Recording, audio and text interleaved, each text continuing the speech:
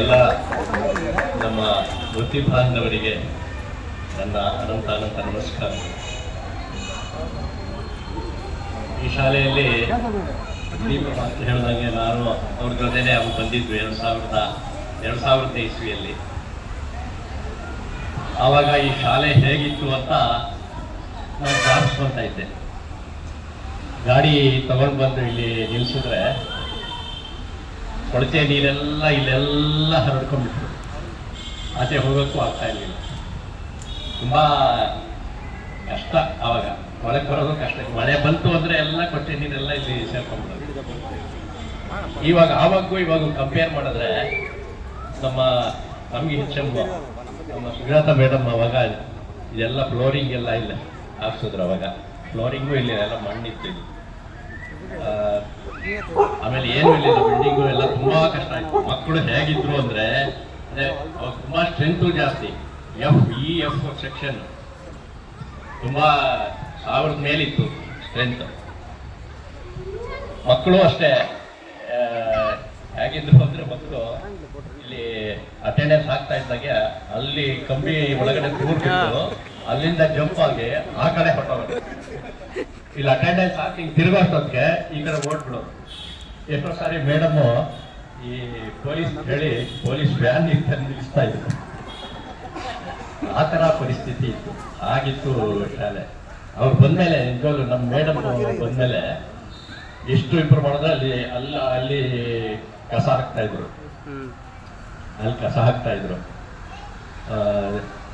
ಪರಿಸ್ಥಿತಿ ಹೇಗಿತ್ತು ಅಂತಂದ್ರೆ ತುಂಬಾ ಕೆಟ್ಟದಾಗಿತ್ತು ಪರಿಸ್ಥಿತಿ. ಅದನ್ನ ಈ ಮಟ್ಟಕ್ಕೆ ತಂದು ನಿಲ್ಲಿಸಿದ್ದಾರೆ ಅಂದ್ರೆ ಅದು ಆ ಒಂದು ಕ್ರೆಡಿಟ್ ಅವ್ರಿಗೆ ಸಲ್ಲಬೇಕು. ಆಮೇಲೆ ಸ್ಟಾಫ್ ಹೆಂಗಿತ್ತು ಅಂದ್ರೆ 24 ಅವ್ರು ಹೇಳ್ತಾರೆ 24-25 ಜನ. SS ಮೇಡಮು, ಶಕೀಲಾ ಮೇಡಮು, ಆಮೇಲೆ ಆಶಾ ಮೇಡಮು ಎಲ್ಲ ಸೇರಿ 24 ಜನ. ಲಕ್ಷ್ಮೀನಾರಾಯಣ್ ಇವರು ತುಂಬ ಸೀನಿಯರ್ ಟೀಚರ್ ಅವರು ಸ್ಟಾರ್ಟಿಂಗ್ನಲ್ಲಿ. ನಾವೇನಾದರೂ ಸ್ಪೆಷಲ್ ಕ್ಲಾಸ್ ತೊಗೊಂಡ್ರೆ ಅವ್ರು ನಿಜವಾಗ್ಲೂ ಏನು ಮಾಡೋರು ಅಂದರೆ ಒಂದು 1/2 ಕಪ್ ಟೀ ಅಲ್ಲಿ ಇಟ್ಬಿಟ್ಟು ಒಂದು ಬಿಸ್ಕೆಟ್ ಇಟ್ಬಿಟ್ಟು ಸರ್ ಕ್ಲಾಸ್ ತೊಗೊಳ್ಳಿ, ಆಮೇಲೆ ಟೀ ತೊಗೊಳ್ಳಿ ಅಂತ ಹೇಳ್ಬಿಟ್ಟು ಅಷ್ಟು ಸೌಜನ್ಯ ತೋರಿಸ್ತಾ ಇದ್ರು ಅವರು. ಆಮೇಲೆ SS ಮೇಡಮು, ಅವರು ಶಕೀಲಾ ಮೇಡಮು ಅವರೆಲ್ಲ ಸೀನಿಯರ್ ಟೀಚರ್ಗಳು. ಅವ್ರ ಜೊತೆ ಎಲ್ಲ ಕೆಲಸ ಮಾಡೋಕ್ಕೆ ನಿಜವಾಗ್ಲೂ ತುಂಬ ಸಂತೋಷ ಆಗೋದು. ಆ 24 ಜನ ಹೇಗಿದ್ವು ಅಂತಂದರೆ ಇವರು ನಮ್ಮ ಸುಜಾತ ಮೇಡಮ್ ಲೀಡರ್ಶಿಪ್ನಲ್ಲಿ ತುಂಬ ಖುಷಿ ಆಗೋದು. ಒಂದು ಒಳ್ಳೆ ಕುಟುಂಬ ವ್ಯವಸ್ಥೆ ಇದ್ದಂಗೆ ನಡ್ಕೊಂಡು ಹೋಗ್ತಾ ಇತ್ತು ಶಾಲೆ. ರಿಸಲ್ಟ್ಗಳು ಅಷ್ಟೇ ತುಂಬ ಚೆನ್ನಾಗಿ ಬರೋದು. ವ್ಯವಸ್ಥೆಗಳು ತುಂಬ ಒಂಥರ ಅಡ್ಮಿನಿಸ್ಟ್ರೇಷನ್ ತುಂಬ ಸ್ಟ್ರಿಕ್ಟ್ ಆಗಿ ಅವರಿಂದ ನಾವು ಎಷ್ಟೋ ಕಲ್ತಿದ್ದೀವಿ. ನಾವು HM ಆಗಿ ಹೋಗಿ ಕೆಲಸ ಮಾಡಬೇಕಾದ್ರೆ ಅವರ ಎಷ್ಟೋ ಅನುಭವಗಳನ್ನ ನಾವು ಅಲ್ಲಿ ಉಪಯೋಗಿಸ್ಕೊಳ್ಳೋದಕ್ಕೆ ಅನುಕೂಲ. ಆಮೇಲೆ ಮಕ್ಕಳೇ, ನಾವು ಹೇಳೋದು ಈಗಿನ ಒಂದು ಪರಿಸ್ಥಿತಿಯಲ್ಲಿ ಹೇಳೋದು ಏನು ಅಂತಂದರೆ ಸಂಬಂಧಗಳಿಗೆ ಒಂದು ಬೆಲೆ ಇದೆ ಈಗಿನ ಒಂದು ಪರಿಸ್ಥಿತಿ. ಮನೆಯಲ್ಲಿ ನೋಡಿದ್ರೆ ಕೌಟುಂಬಿಕ ವ್ಯವಸ್ಥೆಗಳು ಒಂಥರ ಆ ಸಂಸ್ಕಾರಗಳು ಮಕ್ಕಳಿಗೆ ಏನಾಗಿದೆ ಅಂದರೆ ಮನೆಯಲ್ಲೂ ಸಿಗಲ್ಲ.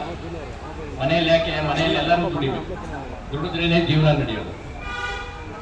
ಹಾಗೆ ಮಂದಿಯೆಲ್ಲ ದುಡಿಬೇಕು. ಆದರೆ ಮಕ್ಕಳಿಗೆ ಆ ಸಂಸ್ಕಾರ ಮನೆಯಲ್ಲೂ ಸಿಗಲ್ಲ. ಶಾಲೆಯಲ್ಲಿ ಸಿಗತ್ತಾ ಅಂತಂದರೆ ಶಾಲೆಯಲ್ಲಿ ಕೆಲಸದ ಒತ್ತಡಗಳು, ಟೀಚರ್ಗಳಿಗೆಲ್ಲ ಮುಗಿದುಕೊಂಡು ಎಲ್ಲರಿಗೂ ಕೆಲಸದ ಒತ್ತಡಗಳು, ಆ ಸಂಸ್ಕಾರ. ಆಮೇಲೆ ಹೋಗಿ ಶೈಕ್ಷಣಿಕ ವ್ಯವಸ್ಥೆಯಲ್ಲಿ ಎಲ್ಲಾದರೂ ಕಲಿಸೋಣ ಅಂತಂದರೆ ಸಾಧ್ಯ ಇಲ್ಲ, ಎಲ್ಲರಿಗೂ ಒತ್ತಡದ ಜೀವನ. ಹಾಗಾಗಿ ಆ ಮೌಲ್ಯಗಳು ಒಂದೆಲ್ಲ ಕುಸಿದು ಹೋಗ್ತಾ ಇರುವಂಥ ಒಂದು ಸಂದರ್ಭಗಳಲ್ಲಿ ನೀವು ಈ ಥರ ಗುರುವಂದನಾ ಕಾರ್ಯಕ್ರಮ ಹಮ್ಮಿಕೊಂಡು ಇದೆಲ್ಲರನ್ನ ಕರೆಸಿ ಅವರಿಗೆ ಒಂದು ಸನ್ಮಾನವನ್ನು ಮಾಡಿ ಒಂದು ಗೌರವವನ್ನು ಸಲ್ಲಿಸ್ತಾ ಇದ್ದಾರೆ. ನಿಜಕ್ಕೂ ಇದು ಶ್ಲಾಘನೀಯವಾಗಿರ್ತಕ್ಕಂಥ ಒಂದು ಕೆಲಸ. ಇದನ್ನು ಹೀಗೆ ಮುಂದುವರಿಸ್ಕೊಂಡು ಹೋಗಿ ನಿಜವಾಗ್ಲೂ ನಿಮ್ಮ ಜೀವನದಲ್ಲಿ ನಾವು ಏನು ಬೀಜ ಬಿತ್ತಿದ್ದೀವಿ ಅದು ಫಲ ಕೊಡುತ್ತೆ. ನಾವು ಬೇವಿನ ಬೀಜ ಬಿತ್ತಿದ್ರೆ ಬೇವಿನ ಫಲ ಸಿಗುತ್ತೆ. ಮಾವಿನ ಪಾಟೆ ಬಿತ್ತಿದ್ರೆ ಮಾವಿನಕಾಯಿ, ಮಾವಿನ ಹಣ್ಣು ಸಿಗುತ್ತೆ. ನಾವು ಒಳ್ಳೆಯದನ್ನು ಮಾಡಿದ್ರೆ, ನಾವು ಸಮಾಜಕ್ಕೆ ಒಳ್ಳೆಯದನ್ನು ಮಾಡಿದ್ರೆ ನಮಗೆ ಒಳ್ಳೆಯದಾಗುತ್ತೆ. ನಾವು ಈ ಕೆಟ್ಟದ್ದನ್ನು ಆಲೋಚನೆ ಮಾಡಿ ಕೆಟ್ಟದ್ದನ್ನು ಮಾಡಿದ್ರೆ ಖಂಡಿತ ನಮಗೆ ಆಗೋದು ಕೆಟ್ಟದ್ದು. ಅದಕ್ಕೋಸ್ಕರ ಒಳ್ಳೆಯ ವಿಚಾರಗಳನ್ನು ಇದು ಮಾಡಿ. ನೋಡಿ, ಇವಾಗ ಏನಾಗಿದೆ, ನಮಗೆ ಈ ಸಾಮಾಜಿಕ ಇದೆಯಲ್ಲ ಜಾಲತಾಣಗಳು, ಆಮೇಲೆ ಈ ಮೊಬೈಲುಗಳು, ಇದು ನಮ್ಮ ಕಾಲಕ್ಕೆ ಏನೂ ಇರಲಿಲ್ಲ, ಇರಲಿಲ್ಲ ನಮ್ಮ ಕಾಲಕ್ಕೆ. ಇವಾಗ ನಮ್ಮ ಕಾಲಕ್ಕೆ ಯೋಚನೆ ಮಾಡಿ ಹೇಳಿದ್ರು ಅಂದ್ರೆ ನಿಮಗೆ ಹೌದಾ. ಈಗ ವಾರದ ಊಟಗಳು ಒಂದು ವಾರ ನಿಮ್ಮ ಮನೆಯಲ್ಲಿ ಊಟಕ್ಕೆ ವ್ಯವಸ್ಥೆ ಮಾಡಿಕೊಡಿ ಅಂತ ಒಬ್ಬೊಬ್ಬರನ್ನ ಕೇಳಿಕೊಂಡು ವಾರದ ಊಟಗಳು ಮಾಡಿಕೊಂಡು ಓದೋ ಅಂತ ಕಾಲ. ಊಟದ ವ್ಯವಸ್ಥೆ ಅಂದರೆ ತುಂಬ ಕಷ್ಟ. ಇವಾಗ ನಿಮಗೆ ಮಿಡ್ ಡೇ ಮೀಲ್ಸ್ ಕೊಡ್ತಾರೆ, ಎಲ್ಲ ಫೆಸಿಲಿಟೀಸ್ ಕೊಡ್ತಾರೆ ಸರ್ಕಾರ. ಹಾಗಾಗಿ ಚೆನ್ನಾಗಿ ಓದಬೇಕು. ಆಮೇಲೆ ಮನೆಗಳಲ್ಲಿ ತಂದೆ ತಾಯಿಗೆ ಗೌರವ ಕೊಡಬೇಕು. ಟೀಚರ್ಸ್ಗೆ ಈ ಥರ ಗೌರವ ಕೊಡ್ತಾ ಇದ್ದಾರೆ, ಇದನ್ನ ಕಂಟಿನ್ಯೂ ಮಾಡಿಕೊಡಬೇಕು. ಆವಾಗ ಏನಾಗುತ್ತೆ, ಸಮಾಜಕ್ಕೂ ಒಳ್ಳೇದಾಗತ್ತೆ, ನಿಮಗೂ ಒಳ್ಳೇದಾಗುತ್ತೆ. ಆ ಸಂಬಂಧಗಳನ್ನು ಚೆನ್ನಾಗಿ ಇಟ್ಕೊಂಡಿರ್ಬೇಕು. ಮನೆಯಲ್ಲಾಗಲಿ ಹೊರಗಡೆ ಆಗಲಿ. ಆವಾಗ ಏನಾಗುತ್ತೆ, ನಿಮಗೂ ಒಳ್ಳೇದಾಗತ್ತೆ, ಸಮಾಜಕ್ಕೂ ಒಳ್ಳೇದಾಗುತ್ತೆ. ಇನ್ನು 12 ವರ್ಷದಲ್ಲಿ ನಮ್ಮ ಅದನ್ನು ಜ್ಞಾಪಿಸ್ಕೊತಾನೆ ಇರ್ತೀವಿ ಯಾವಾಗಲೂ. 12 ವರ್ಷ TP ಮಾಸ್ಟರ್ ಜೊತೆ ಕೆಲಸ ಮಾಡ್ತಾ ಇದ್ವಿ, CNH ಮಾಸ್ಟರ್ ಅಂತ ಇದ್ರು, ಅವ್ರ ಜೊತೆ ಕೆಲಸ ಮಾಡ್ತಾ ಇದ್ವಿ. ಎಷ್ಟು ಚೆನ್ನಾಗಿತ್ತು.